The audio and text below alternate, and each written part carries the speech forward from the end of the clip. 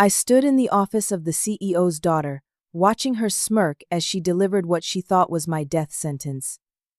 Elena leaned back in her leather chair, savoring every word. "Cassandra, you're fired. Effective immediately. You've been taking calls with external parties during work hours." Her eyes gleamed with triumph. I smiled, feeling a calm I hadn't experienced in 6 months wash over me. "Those external parties?" I said quietly. "They were FBI agents investigating the fraud I reported." Her face drained of all color. "3 agents will be walking into the boardroom tomorrow morning at 9, with search warrants." 6 months earlier, my life looked completely different. I was Cassandra Hayes, 32 years old, senior financial analyst at Meridian Technologies, a mid-sized defense contractor tucked away in Northern Virginia's corporate corridor. I'd spent 7 years climbing from a junior analyst position to senior level, and I was proud of every step. My job was to ensure our government contracts were managed ethically and transparently. It wasn't glamorous, but it mattered.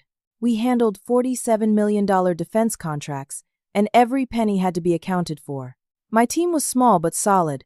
Marcus had been my mentor since day one. At 60 years old, with 25 years at the company, he knew every regulation, every loophole, every procedure. He taught me everything that mattered. Jenny was my best friend at work, a cheerful accountant who always had homemade cookies in her desk drawer. David was our newest hire, ambitious but still green, always asking questions and taking notes. Meridian had a reputation for integrity. We'd built strong relationships with the Department of Defense over 3 decades. When I joined, the CEO, James Barrett, gave a speech about honor and service. I believed in it. I believed in the work. My personal life was simple. I was single, focusing on my career, and supporting my younger sister Emma through nursing school. I'd just bought my first condo the year before, a 1-bedroom in Arlington with a view of the parking lot, but it was mine. Every morning, I arrived at the office by 7, reviewed financial reports with my coffee, and made sure we stayed compliant with federal regulations. It was routine, predictable, safe. Then Elena Barrett arrived. She was the CEO's daughter, 28 years old, with an MBA from an expensive private school and absolutely no relevant experience. Her official title was Vice President of Strategic Acquisitions. Her actual qualification was being James Barrett's only child. I tried to be welcoming when she started 8 months ago. I even offered to help her understand the compliance requirements that governed our work. She looked at me like I was a servant offering unsolicited advice. Elena was cold and dismissive. She treated longtime employees as beneath her, obstacles to whatever vision she had for the company. I tried to stay professional, to give her space to learn, but something felt wrong from the start. It was a Tuesday morning in March when everything changed. I was reviewing quarterly reports for one of our major defense contracts, a $47 million project spread over 3 years. The numbers didn't add up. Expenses were inflated in ways that made no sense. Subcontractor invoices appeared to be duplicated. I checked my formulas, thinking I'd made a data entry error somewhere. I ran the reports again. The discrepancies were real. I pulled up 3 other contracts, looking for similar patterns. They were there, clear as day. Someone was systematically inflating costs and billing the government for work that either wasn't done or was being charged twice. The total irregularities added up to approximately $12 million over 18 months. My hands shook as I printed the reports. This wasn't a mistake. This was fraud. I went to Marcus first. He was in his office, reading glasses perched on his nose, reviewing a supplier contract. I closed the door and showed him what I'd found. His face went pale. He looked at the numbers for a long time, then looked at me. "Cassandra, you need to be very careful with this. Document everything. Make copies. But be careful who you tell." His warning should have prepared me, but I still believed in the system. I spent 2 days preparing a detailed memo with all the supporting evidence.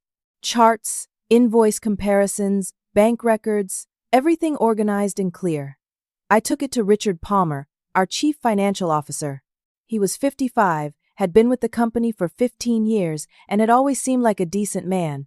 Richard listened as I walked him through the findings. He seemed genuinely concerned, asked good questions, examined the documents carefully. When I finished, he thanked me for bringing it to his attention and promised to investigate immediately. He asked me to keep it confidential while he looked into it, to avoid causing unnecessary alarm. I agreed. I trusted him. 2 days later, I was called into a meeting. Richard and Elena were both there, sitting on the same side of the conference table. The dynamic felt wrong immediately. Richard's demeanor had completely changed.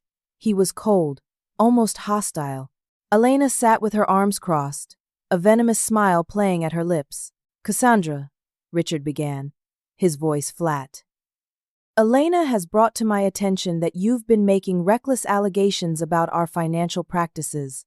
I looked at Elena. She was enjoying this. "You're trying to sabotage new business initiatives," Elena said, leaning forward, questioning things you're not cleared to understand. Richard cleared his throat. "The discrepancies you mentioned are authorized budget reallocations, strategic decisions made at a level above your pay grade. You had no right to question them." I felt the floor drop out from under me. This wasn't an investigation. This was a cover-up. Elena's smile widened. "Frankly, Cassandra, I'm beginning to wonder if you're the right fit for this company anymore. People who can't trust leadership, who go behind backs making accusations, they create toxic work environments." The threat was clear. I looked at Richard, hoping to see some sign of the decent man I thought I knew. His face was stone. He was either complicit or being pressured. Either way, I was alone. I walked out of that meeting understanding something fundamental had shifted. This wasn't corporate politics. This was dangerous. Elena was involved in the fraud, and she had the power to destroy anyone who got in her way.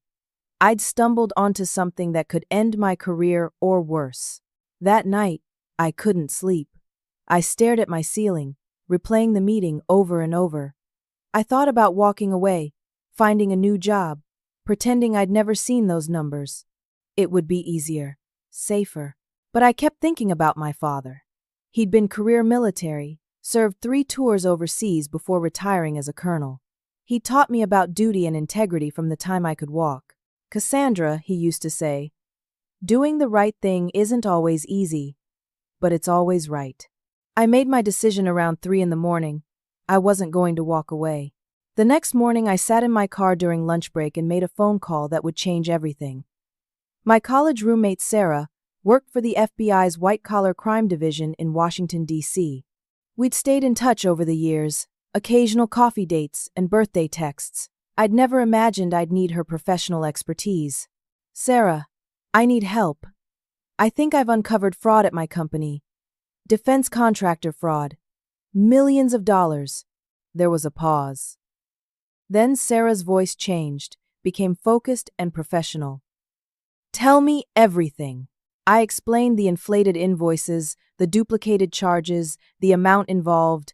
Sarah listened without interrupting. When I finished, she said, "Cassandra, this is serious. Let me connect you with someone who specializes in this.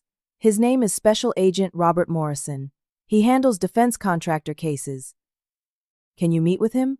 3 days later, I sat in a coffee shop in Arlington across from Agent Morrison. He was in his mid-40s, with gray at his temples and eyes that missed nothing. I'd brought printouts of everything. Financial reports, emails, invoice duplicates. I'd organized them by date and by contract, color-coded and cross-referenced. Morrison looked through the documents for 20 minutes without speaking. Finally, he looked up at me. "This is excellent work. Very thorough. How long have you been gathering this?" 2 weeks since I first noticed the discrepancies." "And you reported it internally first?" "Yes. To the CFO. He shut me down. Told me these were authorized reallocations." Morrison nodded slowly. "Miss Hayes, I want to be very clear about what you're getting into. This investigation could take 3 to 6 months, minimum. During that time, you'll need to continue working at the company, acting normal, possibly gathering more evidence. The company might retaliate against you despite whistleblower protections. Are you willing to do that? I thought about Elena's smile, Richard's betrayal, the $12 million stolen from taxpayers. Yes, this is bigger than my career. People are stealing from the government. Morrison pulled out a card with a phone number. This is a secure line.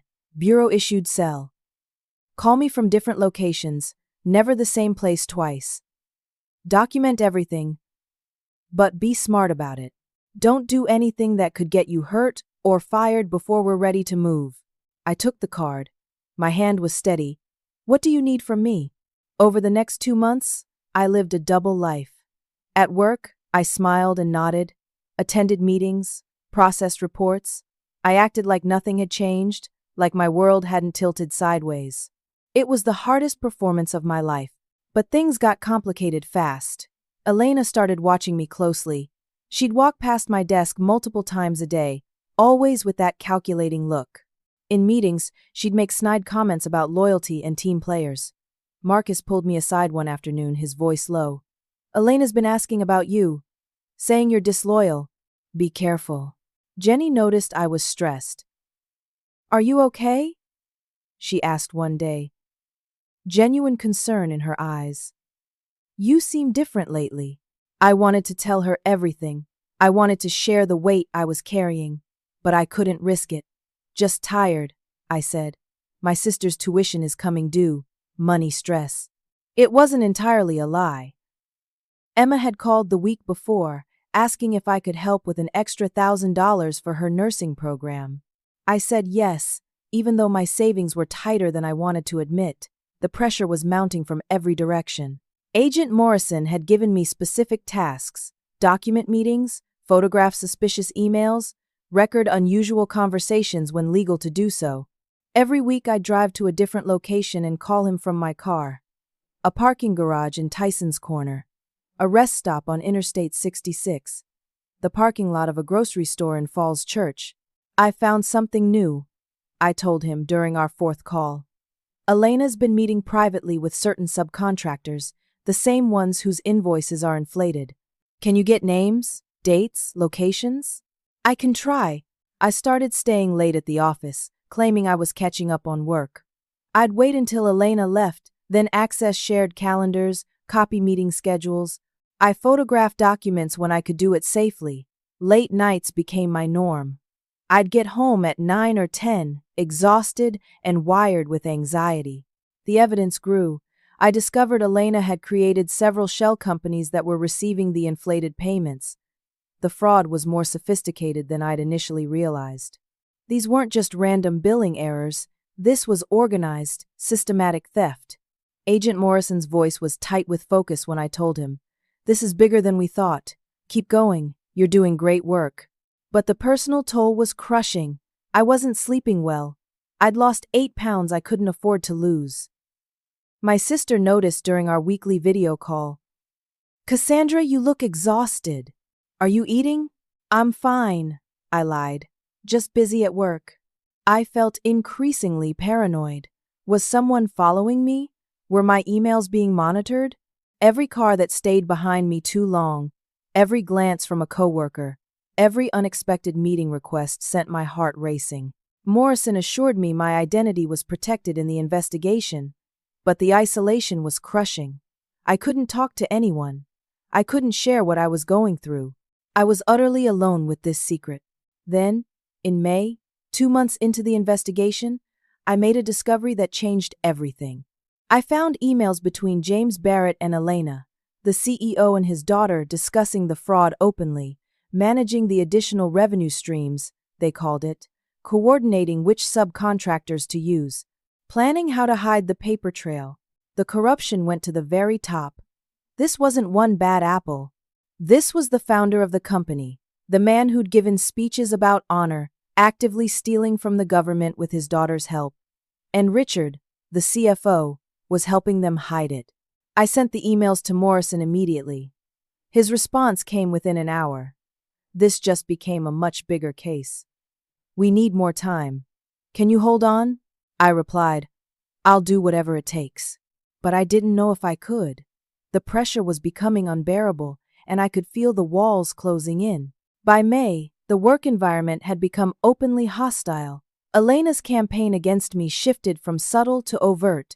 I was excluded from important meetings I should have attended by right of my position. My project assignments were reduced and given to David instead. I'd see him working on reports that used to be my responsibility, and he'd give me these apologetic looks but say nothing. Elena started spreading rumors. I heard them through Jenny, who was furious on my behalf. She's telling people you're difficult to work with, that you're not a team player, that you've been questioning her authority. Marcus was forced to write my annual performance review with Elena's input. When he showed it to me privately, he looked miserable. "I'm sorry, Cassandra. This isn't fair." But she made me include her comments. The review was brutal and unfair, criticized my collaboration skills, questioned my judgment, suggested I struggled with accepting direction from leadership. None of it was true, but it was now part of my permanent record. I documented everything and reported it to Agent Morrison. "They're building a case to fire me," I told him. "I know. We're moving as fast as we can. Just hold on a little longer." The stress was destroying my health. I wasn't sleeping more than 4 hours a night. I'd lost 12 pounds total. My hands shook when I tried to hold my coffee cup. Emma noticed during our video call and was alarmed. "Cassandra, you need to see a doctor. Something's wrong." I wanted desperately to tell someone. Anyone. The weight of the secret was crushing me. But I couldn't. I kept going to work, kept smiling, kept pretending everything was fine while my world crumbled around me. I started feeling paranoid in ways that scared me. Was that car following me home? Had someone been in my apartment? Was my phone tapped? Morrison assured me the Bureau was protecting my identity, but the fear was constant and exhausting. Then Elena made her move. She assigned me to work on a special project with her. A new contract with a subcontractor I immediately recognized as one of her shell companies. The contract was clearly fraudulent, overpriced by at least 30% for services that were vaguely defined. Elena sat across from me in the conference room, watching my face as I reviewed the paperwork. "I need you to sign off on this, Cassandra. As senior financial analyst, your approval is required." It was a trap. She suspected I knew something. If I approved the fraudulent contract, I became complicit. If I refused, she had grounds to fire me for insubordination. I felt sweat beading on my forehead. "I need to review this more carefully. Can I have a few days?" Elena's eyes narrowed. "This is time sensitive. I need your approval by end of week." I called Morrison from my car that afternoon, my voice shaking. "They're trying to make me part of the fraud. If I sign, I'm complicit. If I don't, she'll fire me." Morrison's voice was calm and steady. "Stall, but don't outright refuse yet. Ask for additional documentation. Request legal review. Claim you need CFO approval. Use every bureaucratic delay you know. We're almost ready to move, Cassandra. We need 2 more weeks." 2 more weeks felt like an eternity. But I did what he said. I requested additional documentation from the subcontractor. I asked for the contract to go through legal review. I claimed I needed Richard's signature before I could approve. Elena grew angrier with each delay, but I held firm. The pressure intensified daily. Elena would stop by my desk multiple times, asking about the contract approval. Her tone shifted from professional annoyance to barely concealed rage. One evening, I was working late, trying to find new reasons to delay the approval. Marcus appeared at my desk. Everyone else had left. He looked frightened, in a way I'd never seen. "Cassandra, I don't know what's going on between you and Elena, but you need to be very careful." He glanced around, making sure we were alone. "She's been talking to HR about procedures for terminating senior employees. I think you're being set up." I felt my stomach drop. "How do you know?" "I overheard her on the phone. She was asking about documentation requirements for firing someone for cause." He paused. "I've known something was wrong here for months. I've seen things that didn't add up, but I'm close to retirement. I can't afford to lose my pension." His voice was full of shame. "I should have said something. I should have done something, but I was too afraid." I reached out and squeezed his hand. It's okay, Marcus. I understand. He left looking like he'd aged 10 years. I sat at my desk, alone in the empty office, and felt the walls closing in.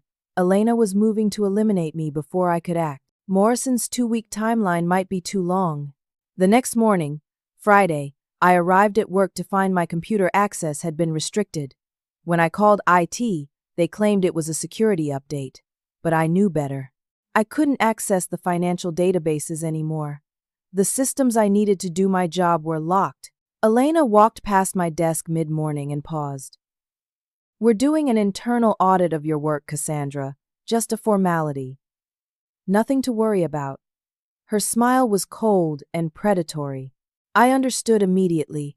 They were trying to destroy evidence and build a case against me simultaneously. Searching for anything they could use to justify firing me while erasing proof of their own crimes. I called Morrison during lunch. They're moving faster than we expected. My access is restricted. They're auditing my work. His response was immediate and serious. They're accelerating their timeline. We need to move up ours.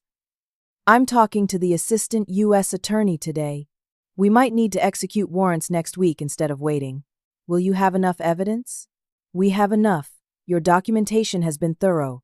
Combined with the bank records and wire transfers we've traced, we can make the case. Just hold on a few more days. I hung up and sat in my car, hands gripping the steering wheel. I'd spent 6 months carrying this weight, living in fear, risking everything. Now it was coming to a head. One way or another, this would be over soon. I just had to survive until then. Monday morning arrived with all the subtlety of a freight train. I was summoned to an emergency meeting at 8:30. Paula Stevens, from HR, and Richard Palmer were waiting in a small conference room. The door closed behind me with a sound like a cell door slamming shut. Cassandra, please sit, Paula said.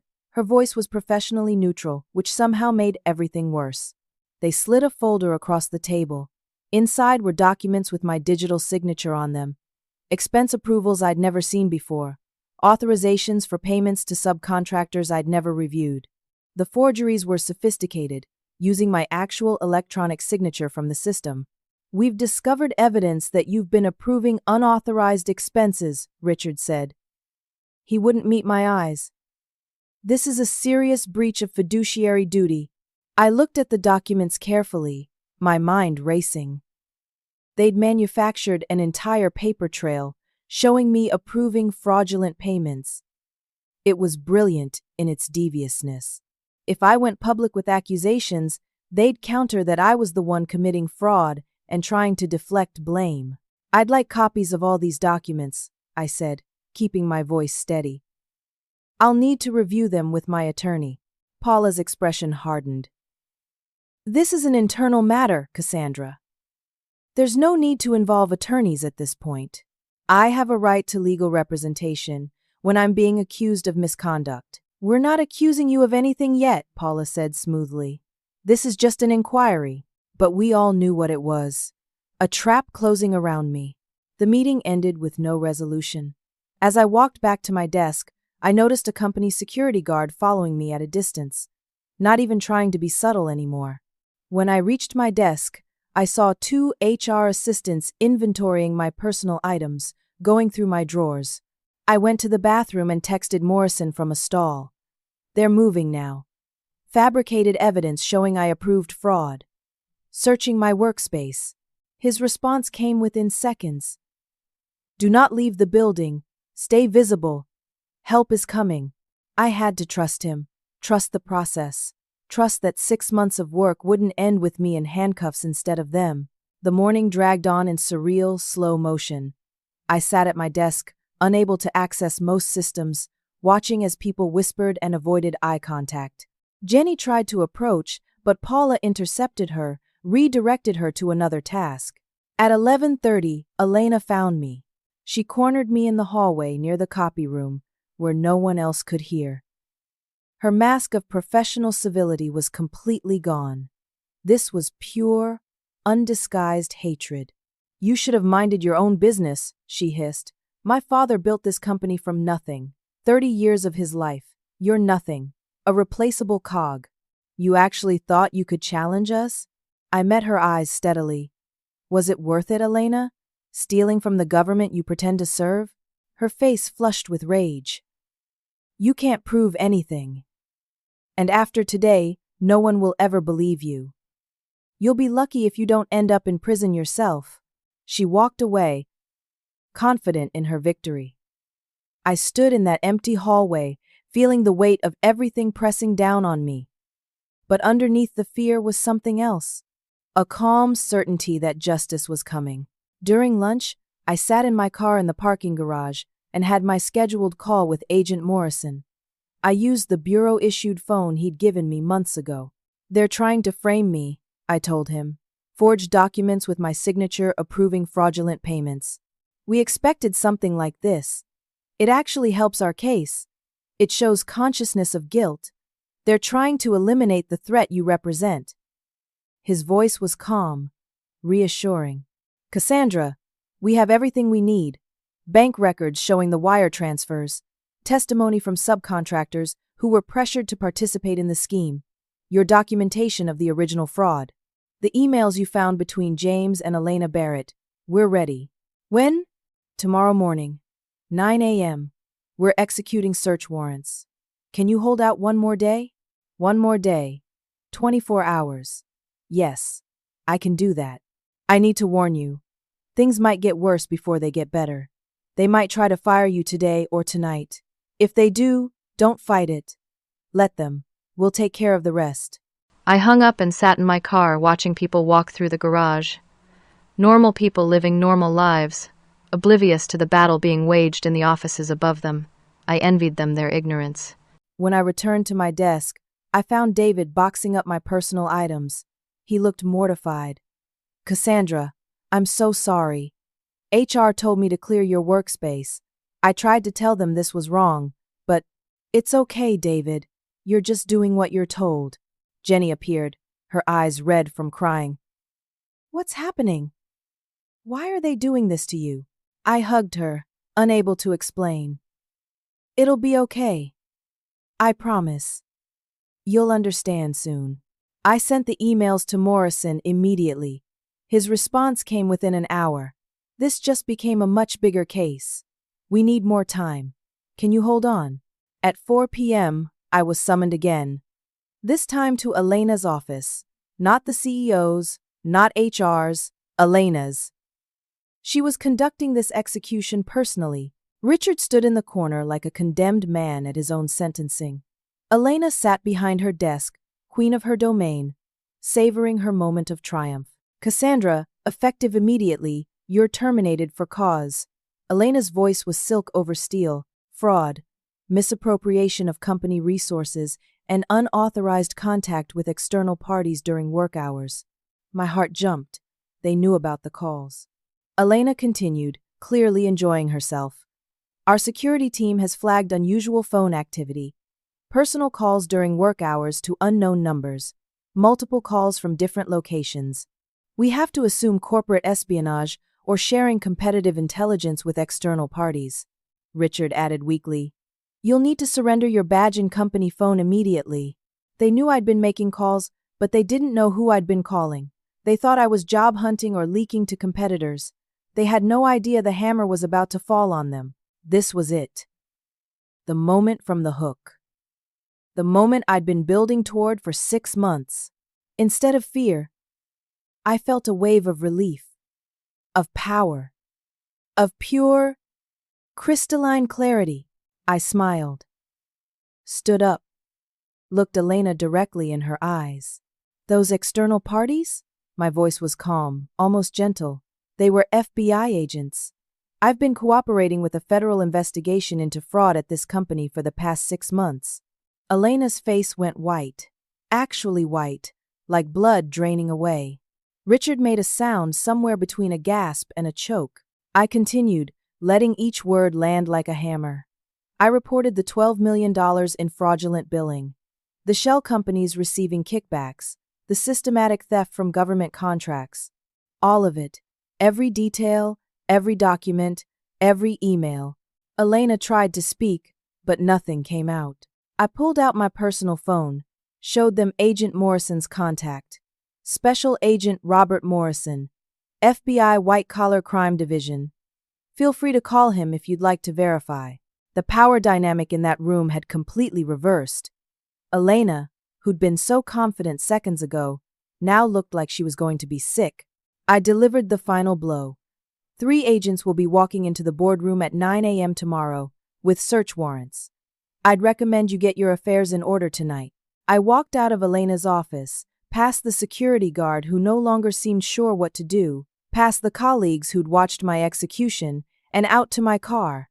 My hands were shaking when I got behind the wheel. 6 months of fear and stress and isolation crashed over me. I sat there for 10 minutes just breathing, letting the adrenaline work its way through my system. Then I called Agent Morrison. They know. I told them. There was a pause. You told them about the investigation? Yes. I told them FBI agents would be here tomorrow with warrants. Another pause.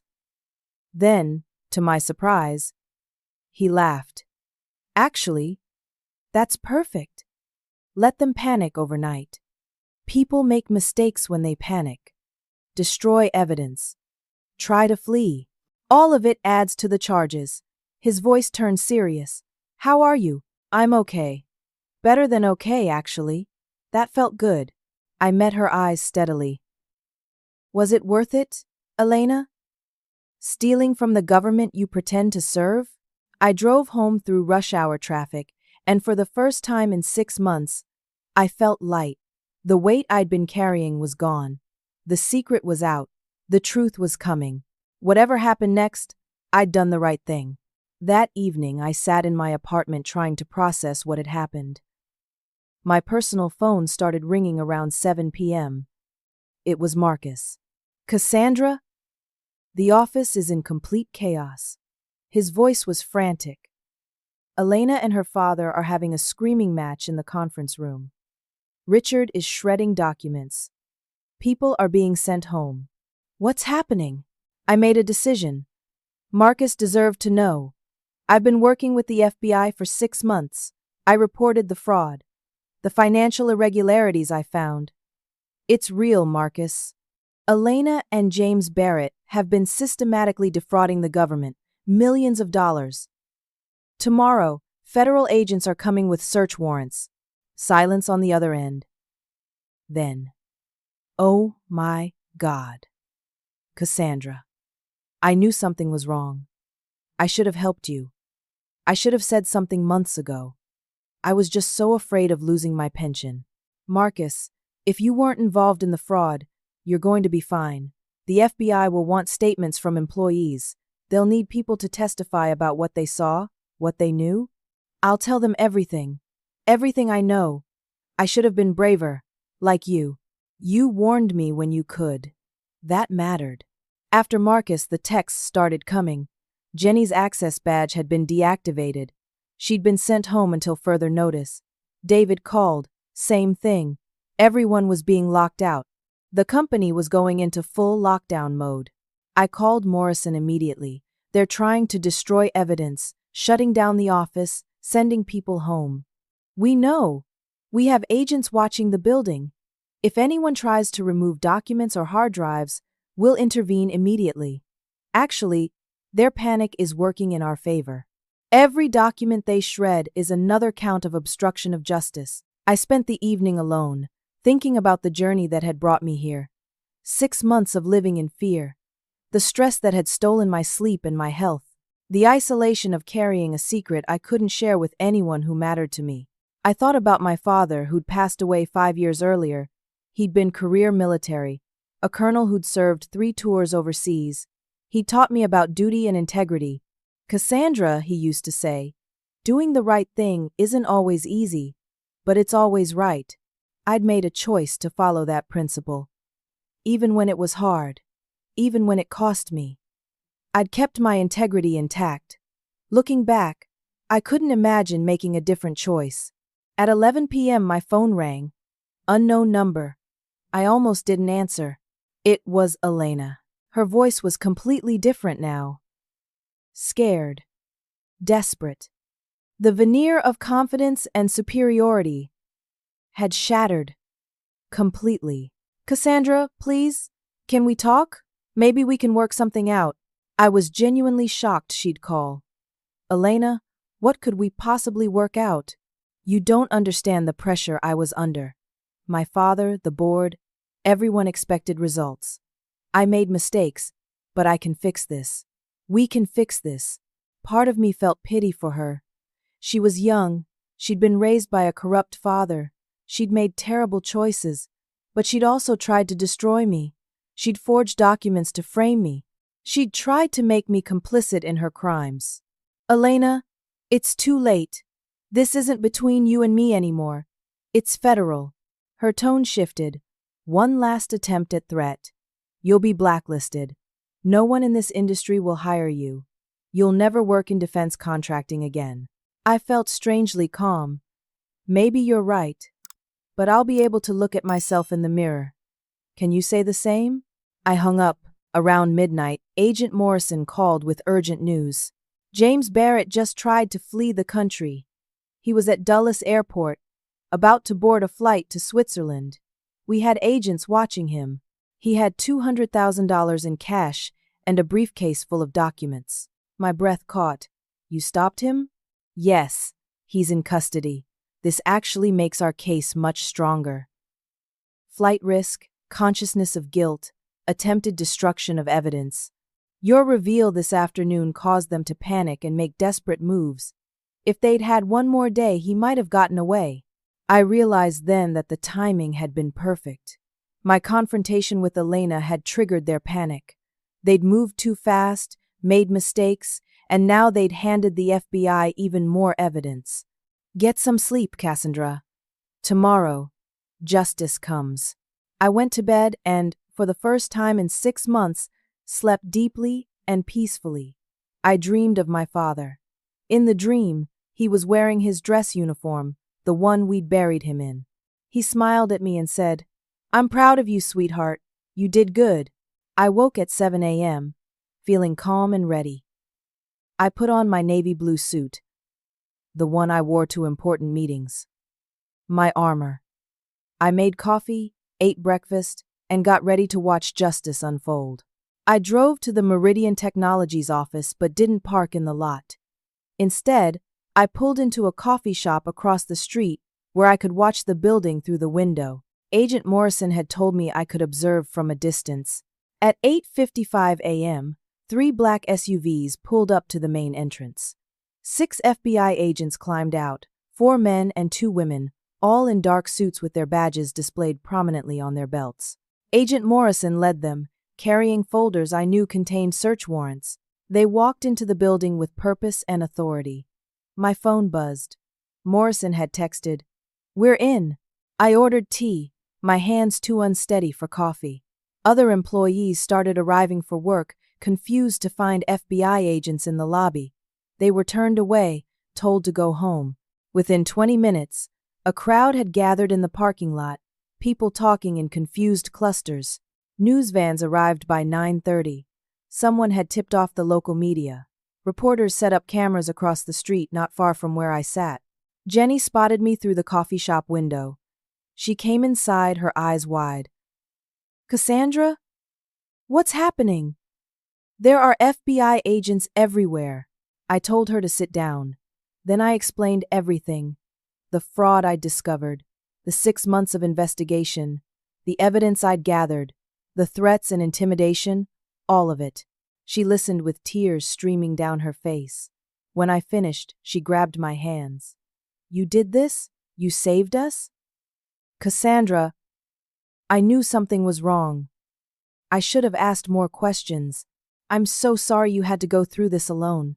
Marcus arrived next, then David. They joined us at the table. We sat together, watching through the window, as FBI agents carried boxes of documents out of the building, computer hard drives being loaded into evidence bags. The dismantling of a criminal enterprise playing out in real time. Marcus looked at me with something like awe. "You're the bravest person I've ever known." I didn't feel brave. I felt exhausted and relieved and strangely empty, like I'd been running for 6 months, and finally stopped. Agent Morrison came to the coffee shop around noon. He sat down at our table, introduced himself to the others, then focused on me. Elena Barrett has been arrested and charged with wire fraud, conspiracy, and theft of government property. Richard Palmer agreed to cooperate in exchange for a reduced sentence. James Barrett was already in custody from last night. He's facing the most serious charges, including attempting to flee prosecution. How much? I asked. Total fraud? Nearly $18 million over 3 years. More than we initially estimated. Your documentation led us to contracts we hadn't identified yet. Yennu gasped. 18 million? Yes. I told them FBI agents would be here tomorrow with warrants. A reporter approached our table, holding out a microphone. Do any of you work at Meridian Technologies? Can you tell us what's happening? Morrison stood immediately, creating a barrier between me and the camera. No comment, these people are not involved in the investigation. He walked the reporter away, protecting my identity. But I knew the story would come out eventually. Whistleblower exposes major defense contractor fraud. My name would become public. After the reporter left, Morrison returned. He had one more piece of information. Cassandra, are you aware of the False Claims Act whistleblower provisions? I shook my head. Whistleblowers who report fraud against the government receive 15 to 30% of recovered funds. If the government recovers $18 million, you could receive anywhere from $2.7 to $5.4 million. The world seemed to tilt. I didn't do this for money. We know. That's what makes you exactly the kind of person the law is designed to reward. You took enormous personal risk to do the right thing. The law recognizes that and compensates you for it. I couldn't process it. Millions of dollars. Enough to pay off every debt? Help Emma through school? Start a new life? It was surreal, Morrison continued. It'll take time, 12 to 18 months for the legal process, but eventually, you'll receive the reward. Jenny was crying again. Cassandra, oh my God. Marcus looked stunned. David just kept shaking his head in disbelief. Morrison stood to leave but paused. One more thing. Meridian Technologies will probably survive this. The board will remove the Barretts. Bring in new leadership. Your colleagues will help rebuild. The company's reputation will take years to recover, but honest employees like Marcus will be part of that process. After he left, we sat in silence for a while. Finally, Marcus asked the question I'd been asking myself. My team was small but solid. Marcus had been my mentor since day one. At 60 years old with 25 years at the company, he knew every regulation, every loophole, every procedure. He taught me everything that mattered. Jenny was my best friend at work, a cheerful accountant who always had homemade cookies in her desk drawer. David was our newest hire, ambitious but still green, always asking questions and taking notes. I thought about it. 7 years of my life invested in that company. But I'd changed. Grown. Moved beyond that place. No, I think it's time for something new. We spent the rest of the afternoon together, watching the investigation unfold. Around 3 p.m., we saw Elena being escorted out in handcuffs. She looked small and frightened, nothing like the arrogant woman who'd fired me yesterday. Would you ever come back? Once new management takes over? Justice was being served. But justice wasn't always satisfying. It was just necessary. Before we parted ways, Morrison came back one final time. Cassandra, I wanted to ask you something. Have you thought about your next career move? Not really. I've been a little busy. He smiled. We could use someone with your skills and integrity at the Bureau. Financial Crimes Division. Not as a field agent that requires different training, but as a specialist. Someone who understands complex financial schemes and has the moral clarity to act on what they see. I was surprised. You're offering me a job? Unofficially. Think about it. No pressure. But we need people like you. I told him I would think about it. And I did. All the way home. 3 months passed. It was late August now, and I sat in a different coffee shop in Washington, D.C. This one had become my regular spot, a quiet place near my new office where I could think and breathe and watch the world go by. I pulled up news on my tablet. The headline read, "Former Meridian Technologies CEO sentenced to 12 years in federal prison." James Barrett's sentencing hearing had been yesterday. He'd stood before a federal judge and heard his fate. 12 years. Elena had received 8 years. Richard got 4, reduced because he'd cooperated and testified against the Barretts. Justice had been served. I put the tablet down and looked out the window at the street. My life had changed in ways I never could have imagined. I'd accepted Agent Morrison's offer. I now worked as a financial analyst in the FBI's white-collar crime division, housed in the J. Edgar Hoover building. My security badge read Cassandra Hayes, Financial Crimes Analyst. I wasn't a field agent, didn't carry a gun or make arrests, but I helped agents understand complex financial schemes, traced money through shell companies, identified patterns in fraudulent billing. The work was meaningful. Every case represented real victims, real harm being done, and I got to help stop it, help hold powerful people accountable. It felt right in a way my old job never quite had. My former colleagues had moved on too. Jenny found a position at a nonprofit organization using her accounting skills for a good cause. Marcus retired early, finally free from the fear that had kept him silent. He spent his time with his grandchildren and volunteered at a veterans center.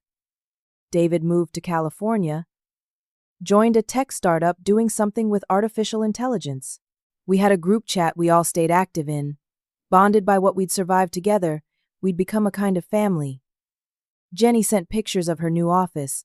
Marcus shared photos of his grandkids. David complained about San Francisco rent prices. Normal life, moving forward. Meridian Technologies had been acquired by a larger defense contractor. New management had cleaned house, implemented strict compliance measures, and slowly rebuilt trust with the Department of Defense. The honest employees kept their jobs. The company survived, transformed by its crisis into something better than it had been. The whistleblower reward had come through last month, $3.2 million. After taxes and legal fees, I netted about $2 million. The first thing I did was pay off my student loans. $48,000 gone. It felt amazing, like cutting away chains I'd carried for a decade. Then I paid off Emma's nursing school tuition completely. $60,000. She'd graduated debt-free last month and started her first job as a registered nurse at a hospital in Baltimore. She'd called me crying, saying I'd changed her life. "You're my hero, Cassandra.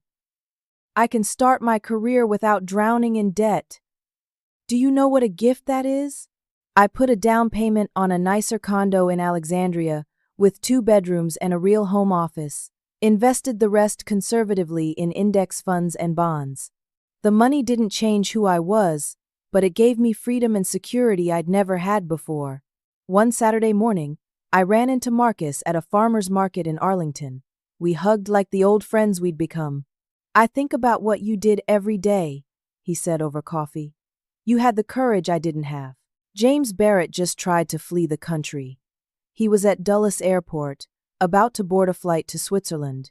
We had agents watching him.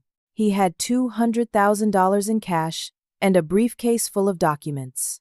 He shook his head. "I should have done more. I was so afraid of losing my pension, my comfort." "You risked everything." "It's never too late to do the right thing, Marcus. Look at Richard. He made terrible choices, participated in the fraud. But when it mattered, he told the truth. He cooperated.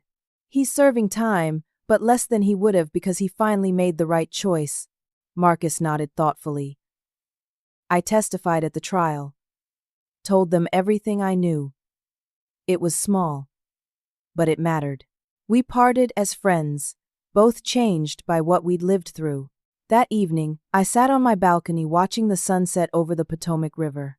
I thought about the past year. The fear, the isolation, the risk, the moment in Elena's office when I'd revealed the truth and watched her face drain of color. The morning when FBI agents walked into the boardroom with search warrants. I didn't feel vengeful anymore.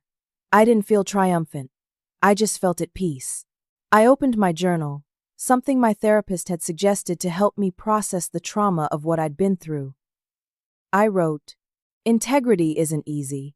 Doing the right thing often costs us something: comfort, security, relationships, peace of mind. But the alternative, living with the knowledge that you stayed silent when you could have spoken up, costs even more. It costs your soul." I learned that courage isn't the absence of fear. I was terrified every single day for 6 months. Courage is acting despite the fear, because something matters more than your comfort, more than your safety, more than your career. The people who abuse power count on our silence. They believe we won't risk our jobs, our reputations, our safety to stop them. And often they're right. But when one person stands up, it creates a crack in their armor. Truth is more powerful than corruption, but only if someone speaks it. My phone buzzed, a text from an unknown number. "My name is Teresa. I work for a construction company in Maryland. I think they're defrauding the government on infrastructure contracts. I don't know what to do. I'm scared. I read about your case in the news. Can you help me?" I stared at the message for a long moment. I thought about how scared I'd been when I first called Sarah, how alone I'd felt, how desperately I'd wished for someone who understood what I was going through. I typed back, "Yes, I can help. You're not alone. Let's talk. Call me anytime." I included my phone number. I realized this was my purpose now, not just investigating fraud at the FBI, but helping other whistleblowers find their courage, being the support system I'd wished I'd had, showing them that speaking up was possible, that they could survive it, that justice was worth fighting for. Another text came in. This one from Emma. "Hey sis. My first week at the hospital was amazing. I helped save someone's life today. None of this would be possible without you. I love you so much." I smiled, feeling warmth spread through my chest. The money I'd earned from doing the right thing had freed my sister from debt and let her start her career helping people. There was poetry in that. I stood on my balcony, phone in hand, looking at the city lights. I was 32 years old with my whole life ahead of me. I was financially secure, doing meaningful work, helping others find their courage. I'd lost a job but gained a purpose. The people who'd tried to destroy me were in prison. Justice had been served. And most importantly, I could look at myself in the mirror with pride. I'd kept my integrity intact. In the end, that was the only thing that truly mattered. I thought about Teresa, somewhere in Maryland, scared and alone, facing her own moment of choice. I'd help her, guide her through the process, show her that one person could make a difference. The cycle of courage continues. One person stands up, then another. Then another. That's how we change things. That's how we hold the powerful accountable. That's how we make the world a little bit better. I'd learned something fundamental over this past year. The truth will set you free, but first, it might cost you everything. And it's worth it, every single time. Now I want to hear from you. Have you ever witnessed something wrong at work or in your life and struggled with whether to speak up? What would you do in Cassandra's situation? Would you risk everything to do the right thing, or would fear hold you back? Share your thoughts in the comments below. Your story might inspire someone else who's facing their own moment of truth. If this story resonated with you, please hit that like button. It helps others find these stories and find the courage they need. And if you want to hear more stories about people who stood up against injustice, fought back against betrayal, and found their strength in impossible situations, subscribe to this channel. There are so many more stories to tell. Share this video with someone who needs to hear it. Maybe someone who's struggling with a difficult choice. Maybe someone who needs to know that doing the right thing is possible, even when it's hard. Your share might change someone's life. Thank you for listening to Cassandra's story. Thank you for being here, for caring about justice and integrity. In a world that often rewards silence and compliance, your willingness to hear these stories and think about these questions matters more than you know. Remember, Courage isn't the absence of fear. It's acting despite the fear because something matters more. You have more strength than you know, and you're not alone. Take care of yourselves. Stand up for what's right, and I'll see you in the next story.